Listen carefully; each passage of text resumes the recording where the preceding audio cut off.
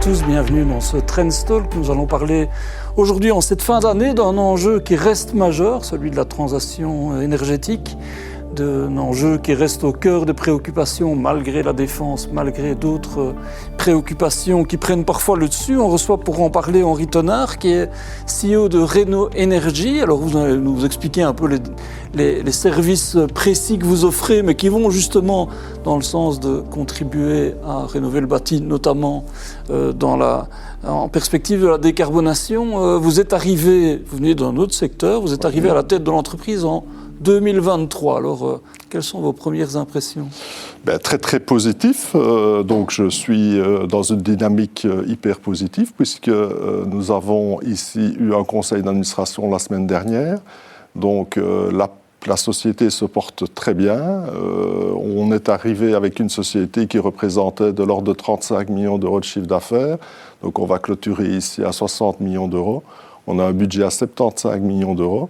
Donc, le conseil d'administration est vraiment content. Donc, les affaires tournent, quoi. Donc, les affaires tournent. C'est pas sans mal. Il y a toute une transformation de l'entreprise. Donc, on a travaillé énormément. On était fort exposé, je vais dire, aux particuliers. Donc, le compteur tournait à l'envers. Donc, les commandes tombaient un peu de partout. Et donc, la fin du compteur au 31 décembre 2023 ont nécessité une transformation importante de l'entreprise. De l'offre, quoi. De l'offre, des segments de clients, des régions également. Donc, on a mis un plan stratégique en place. Vous avez rédigé à votre arrivée, alors ? On a rédigé à mon arrivée. Donc, c'était une entreprise qui réalisait 80% de son activité sur le particulier.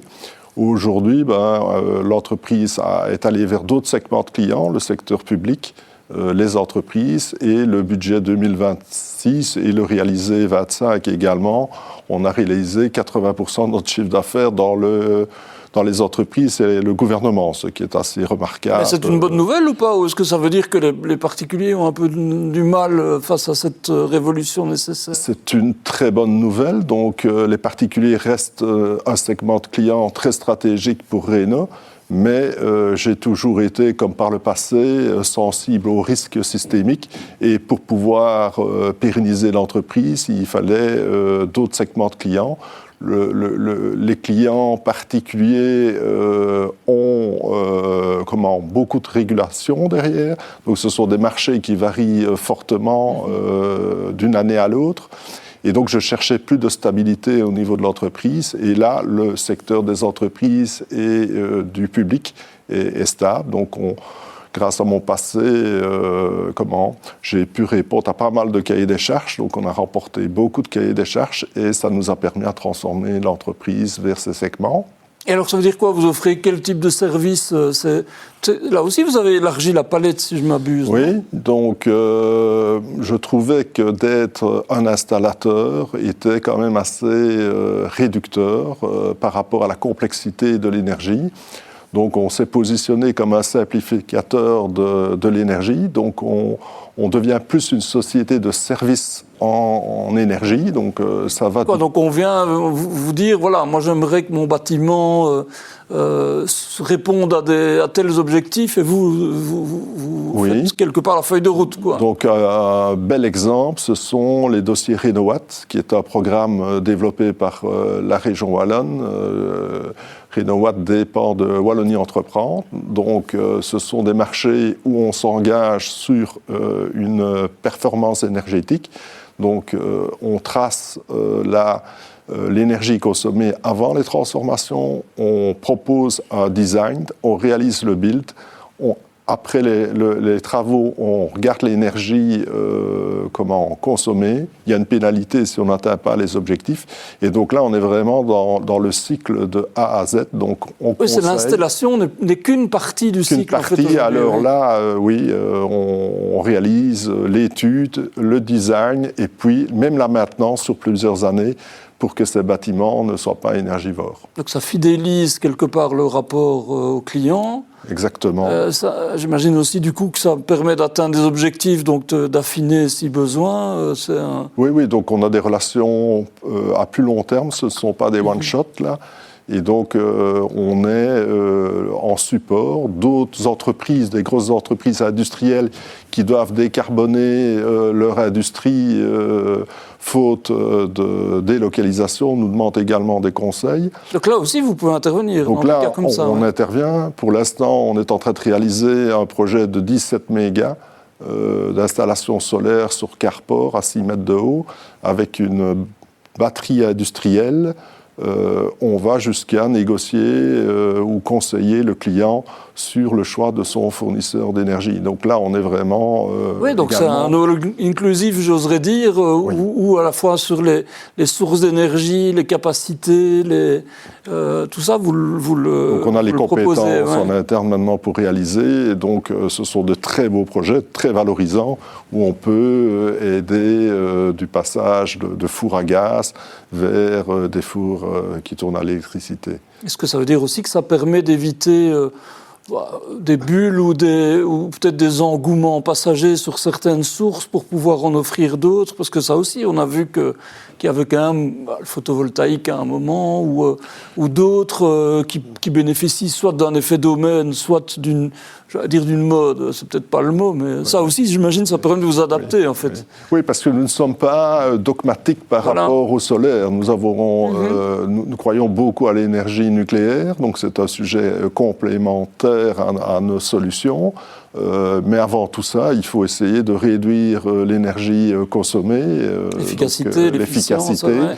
Donc c'est un sujet. Et puis après, bien sûr, il faut prendre les meilleures sources disponibles. Et il n'y a pas on ne va pas uniquement proposer des solutions solaires. Il y a d'autres sujets. Tout sera nécessaire, sans doute, pour atteindre les objectifs. Voilà, la demande est tellement énorme que nous allons avoir besoin de quantité. Et en fonction, du coup, j'imagine, de la situation du particulier, de l'entreprise, du pouvoir public, enfin, en fonction du besoin. Oui, sans doute que les réponses seront différentes. C'est ça, les besoins sont différents. Je le disais, donc au niveau de l'industrie, vous avez un sujet de prix au mégawatt qui est beaucoup trop important. Au niveau des bâtiments publics, là, il y a quand même un asset important à rénover. Hein. Je discutais avec le patron de la Société Wallonne du Logement. J'ai été assez impressionné. Il y a 450 000 habitations sociales en Wallonie, dont une grande majorité à rénover. Ce sont d'autres aspects que l'industrie. Et le particulier, lui, il cherche du confort, il cherche à réduire ses coûts et valoriser son bâti. Donc ce sont trois logiques différentes, mais je pense qu'elles ont toutes les trois le même point d'attache, c'est réduire la consommation et mettre du renouvelable à côté du nucléaire. Vous le dites, quelque part, ça suscite tout de suite cette question-là. C'est vertigineux, en fait, non ?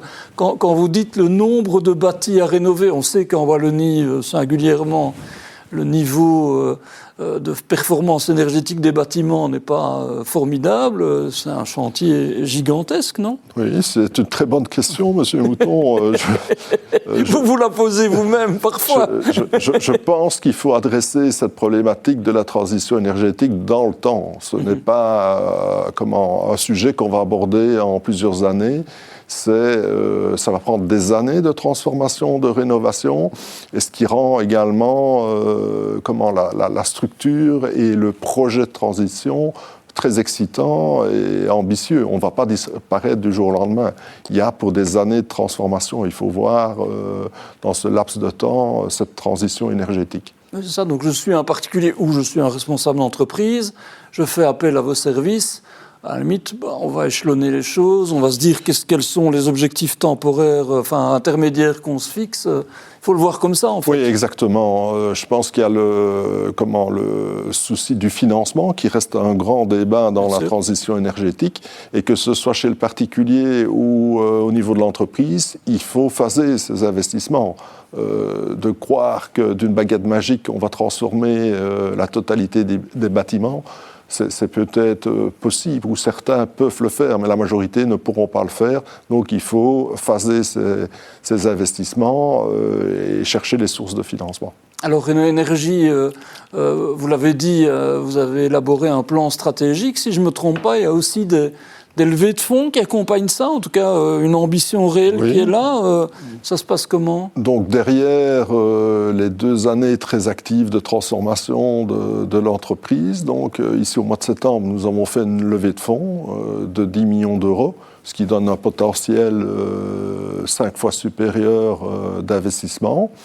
Donc on a fait entrer un fonds français qui est la famille Eoden, basée à Montpellier, puisque dans la stratégie, outre le segment de clients qu'on a parlé tout à l'heure, on a également une stratégie d'aller dans des nouvelles zones géographiques. Et donc on avait besoin d'un acteur présent dans le capital de Rhenot en France, parce que la France est un énorme marché qui est un peu moins mature que le marché belge, donc ça nous donne une avance pour pénétrer ce marché. Et le fonds Eoden cochait les valeurs premières de Rhenot, cette transition énergétique. Ce sont des gens qui étaient présents dans l'éolien. Donc on a rencontré des gens très agréables et qui étaient porteurs de cette transition. Donc ils sont maintenant dans le capital. Nous avons également fait monter le groupe Ardent, plus connu donc en Wallonie, qui a un parc immobilier important, qui a une volonté également d'investir dans la transition énergétique.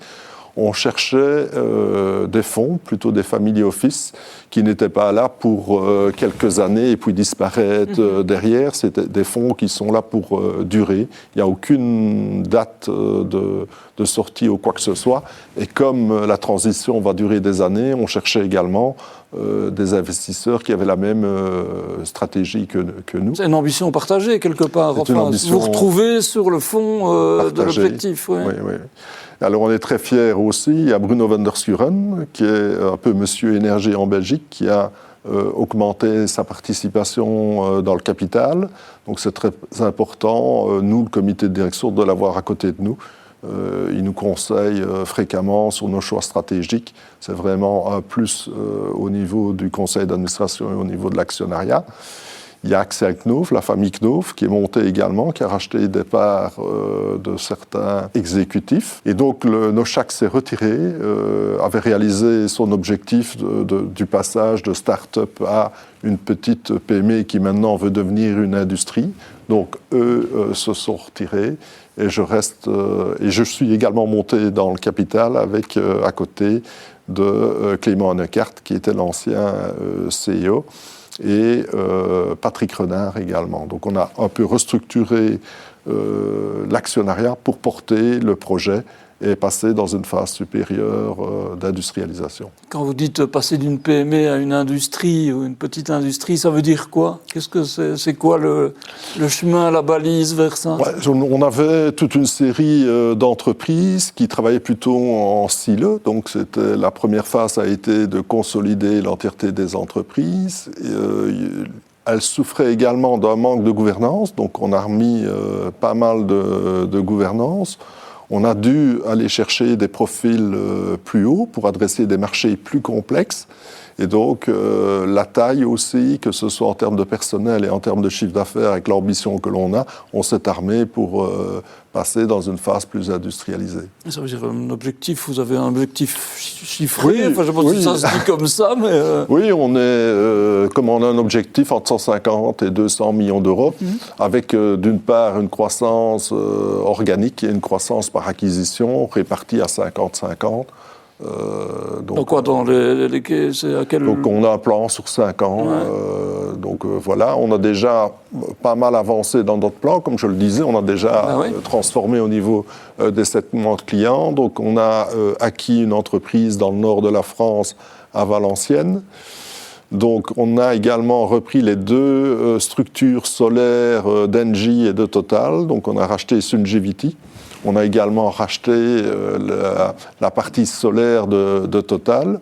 Donc, c'est vraiment de belles références. Ils nous ont fait confiance. Donc, on a plus de 50 000 installations solaires en pilotage au niveau de chez Rhenot. C'est assez exceptionnel. Donc, on a déjà, je pense, été rapidement dans ce plan stratégique, mais il reste encore pas mal de sujets de renforcement de compétences en France, dans le nord de la Belgique, des métiers où on doit encore trouver des renforts. Donc voilà, il y a une partie des jalons qui ont été lancés, mais ce n'est pas fini.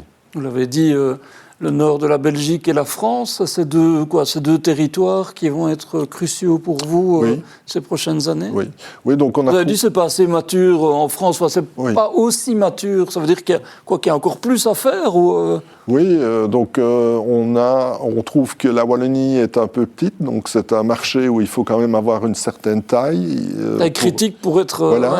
Pour avoir les bons ingénieurs, les bons profils. Donc on était très présent en Wallonie. On a une petite structure à Bruxelles et en Wallonie dans le Hainaut, mais ce n'était pas suffisant par rapport au plan stratégique. Donc la Flandre et la France sont des territoires à développer. En France, donc, comme je vous l'ai dit, on a acquis Milieu Green, et en Flandre, on est déjà présent, on réalise des installations par le rachat des structures de Engie et de Total, puisque dans les 50 000 installations que l'on a en monitoring, une grande partie est en Flandre déjà. Donc ça nous a permis déjà d'aller adresser des clients en Flandre. Alors il y a un sujet dont on a beaucoup parlé en Wallonie ces dernières semaines, ce sont les primes à la rénovation, le soutien qui a été un peu revu par le gouvernement, toujours qui dit nous ne sommes pas un Mr Cash dans toutes les langues et dans tous les domaines, c'est-à-dire qu'il n'y a plus autant d'argent qu'avant, ou en tout cas ce sera géré différemment. Pour vous, c'est quoi? C'est une mauvaise nouvelle ou c'est juste un changement, ou comment vous l'appréhendez ça? Bon, comme je vous ai expliqué, en 2023, on était très exposé aux particuliers, donc c'était une mauvaise nouvelle d'avoir le compteur en Wallonie qui tournait à l'envers, qui a arrêté. Aujourd'hui, avec la transformation de l'entreprise, où on réalise 80% sur d'autres segments de clients, donc ce n'est pas critique par rapport à l'organisation. Donc je pense qu'ici, à partir du mois d'octobre, les aides octroyées au niveau du financement vont relancer une dynamique. Et de toute façon, il faut isoler pour consommer moins d'énergie. Donc je ne crains pas du tout les impacts. Donc on a une structure maintenant qui est résiliente. Donc je ne pense pas. Maintenant, les primes en elles-mêmes, dans le regard du particulier, en effet, la diminution est là. Donc il faut trouver d'autres sources de financement. Mais je pense que ça vous accompagne aussi, par exemple Oui, donc nous conseillons nos clients avec nos agents dans les meilleures solutions pour eux. Donc je pense que ce n'est pas une catastrophe. Le financement devra être trouvé d'autres manières. Donc ce qui va démarrer à partir d'octobre 2026 est dans ce cadre-là.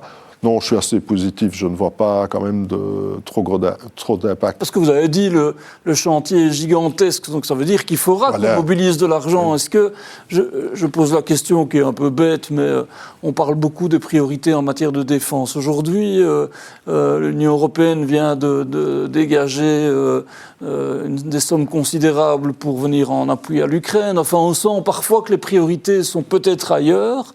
Est-ce que c'est un sujet d'inquiétude pour vous? Non, parce que j'ai trouvé que les différents gouvernements ont boosté par des aides à un moment donné cette transition énergétique, mais aujourd'hui elle doit être autoporteuse. Je veux dire par là que son retour sur investissement doit se créer indépendamment d'aides. Donc ça, c'est la première réponse que j'ai à donner. Et je pense qu'il y a quand même encore toute une série d'incitants, donc il faut pouvoir les utiliser. Donc, en effet, il y a plus de focus sur la défense, mais il y a toujours énormément de focus sur la transition énergétique.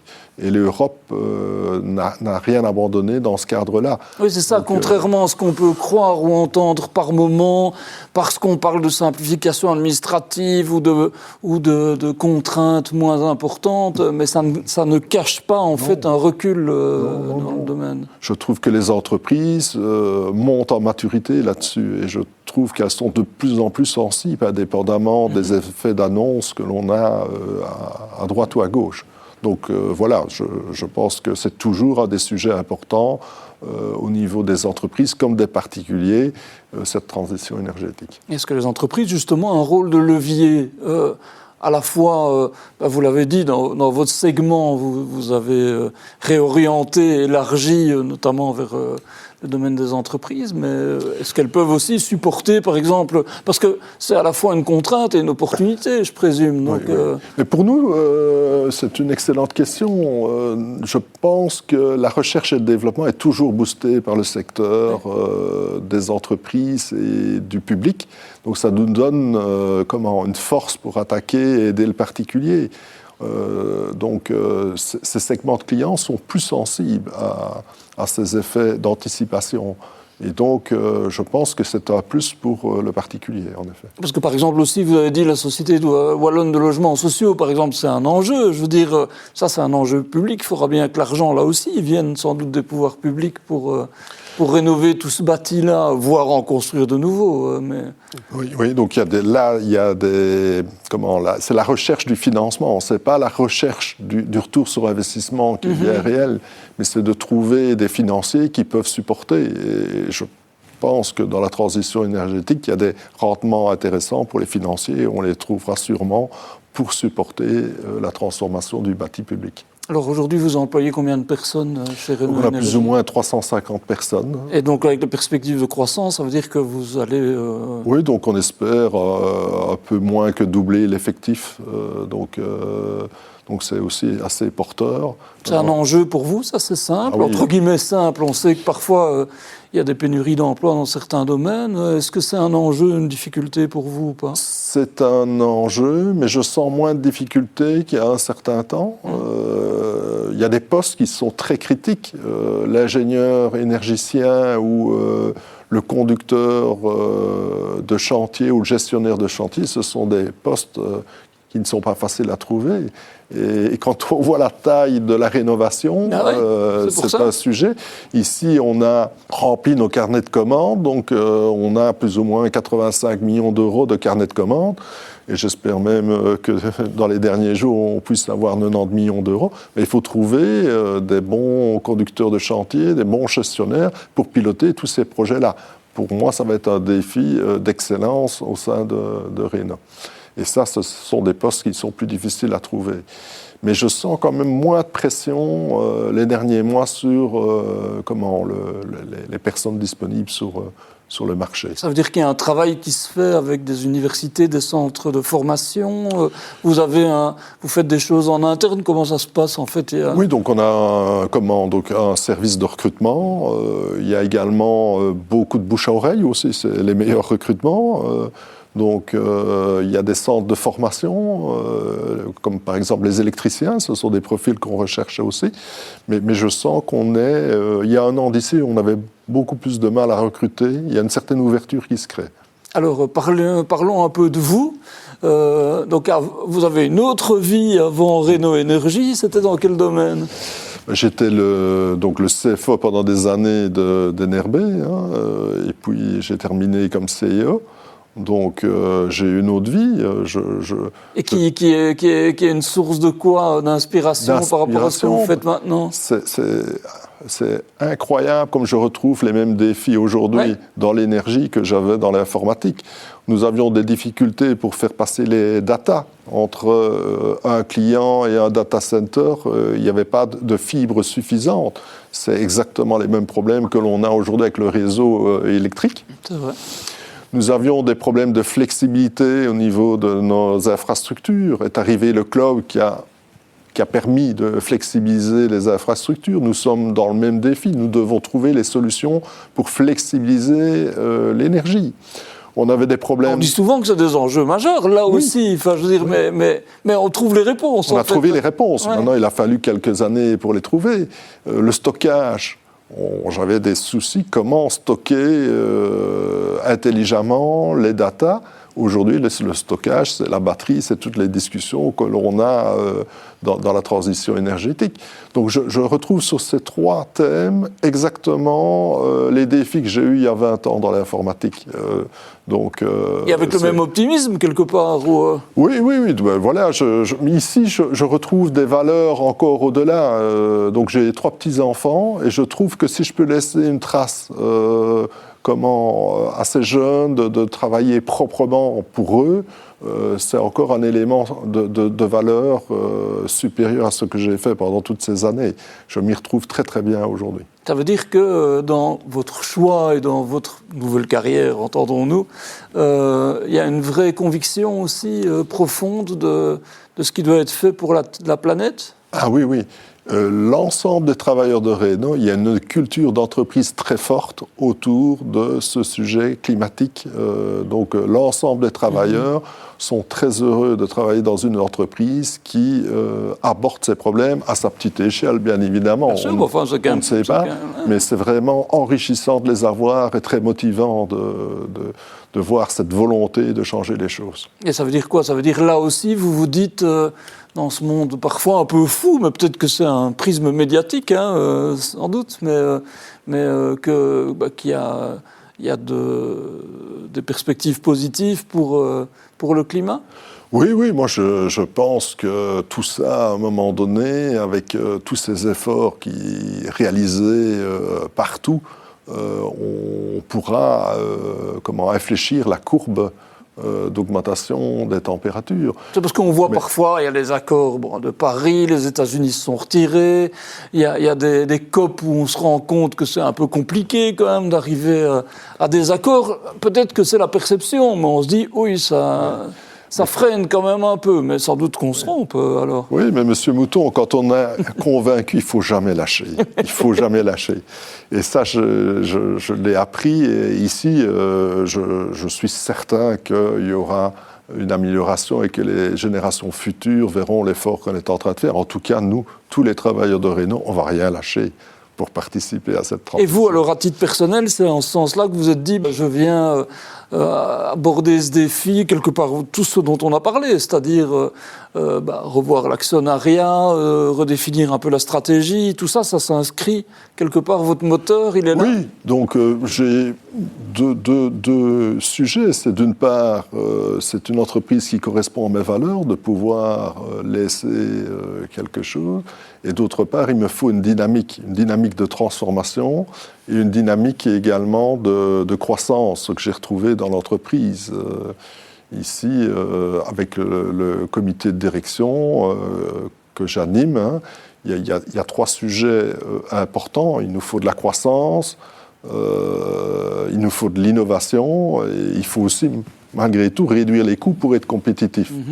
Et donc, j'ai ces deux thèmes. J'ai le thème de mes valeurs et j'ai retrouvé également le thème d'un sujet qui me tient à cœur, qui est de faire croître une entreprise belge, wallonne, et ça me tient particulièrement à cœur. Ce qui est intéressant dans ce que vous dites là, c'est qu'il n'y a pas de contradiction, en fait, entre défendre les valeurs climatiques, en tout cas les valeurs environnementales, et se soucier de l'avenir des prochaines générations, et la croissance. Parfois, certains ont eu tendance à opposer les deux. Vous vous dites, en fait, les deux sont indispensables. Oui, j'ai eu exactement la même question parce que je viens de passer un mois à aller trouver les différentes équipes au petit déjeuner.